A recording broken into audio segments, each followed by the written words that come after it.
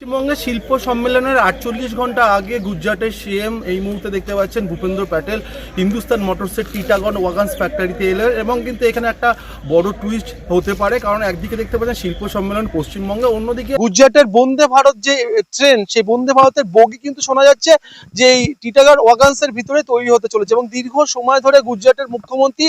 এই বৈঠক টিটাগড় ওয়াগনস ফ্যাক্টরির ভিতরে ঠিক শিল্প সম্মেলন,